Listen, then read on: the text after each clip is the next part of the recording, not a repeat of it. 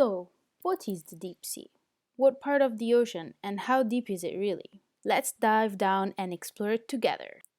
The ocean is split into depth zones depending on the amount of light that can reach each depth from the surface. To explore the ocean, scientists use remotely operated vehicles, also known as ROVs. They can take videos and samples from the environment around them to bring back for scientists to investigate. At sea level, the atmospheric pressure equals 1 bar. For each 10 meters we go down, pressure increases by 1, so at 10 meters we have 2 bars. The first zone we encounter is the epipelagic or sunlight zone, which receives the most amount of sunlight. The depth of the zone varies depending on how clear the water is. Microscopic organisms called phytoplankton live here. Instead of eating, they use light to produce the energy they need to survive.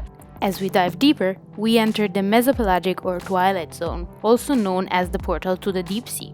Animals here have adapted to the high pressure by becoming more gelatinous, like this jellyfish. The deepest dive ever accomplished by a human reached 332 meters, where the pressure is of 33 bars. This makes you feel like having 200 cars stacked on top of you.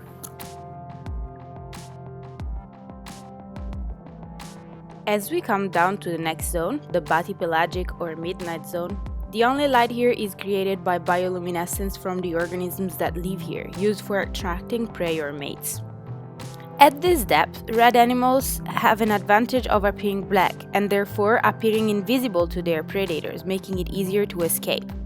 Along with giant squids, sperm whales roam those depths. In general, food becomes sparse here and organisms slow down like this vampire squid, trailing to catch their food instead of swimming for it. Other animals have adapted evolving long and sharp teeth because food is so little and sparse that any missed opportunities to feed might result in starvation. Our next destination is the abyssopelagic or abyssal zone. Here life slows down and food becomes even more sparse. Conserving energy is essential for survival. Organisms such as shrimp and sea cucumbers live here. While life is sparse, hydrothermal vents are a hotspot for it. Created by the movement of tectonic plates, water as hot as 400 degrees is expelled here. These towers support bacteria communities and also host larger organisms such as bristleworms. Now we cross over to the underworld of the sea, the zone that is made up of long, narrow trenches and only accounts for 0.25% of the ocean floor, the hadopelagic or hadal zone. The Challenger Deep sits at 11,000 meters below the surface at 1,086 bars of pressure. That's the equivalent to 1,000 elephants stacked. Still, life finds a way to exist here. Although so far away and remote, humans still impact this part of the ocean, where litter such as plastic bags were found. Sometimes, to get a better understanding of the deep oceans, scientists take samples using the ROV. However, the lowering pressure when going back up to the surface can sometimes create some problems. Look what happens to this blobfish when we take him up to the surface.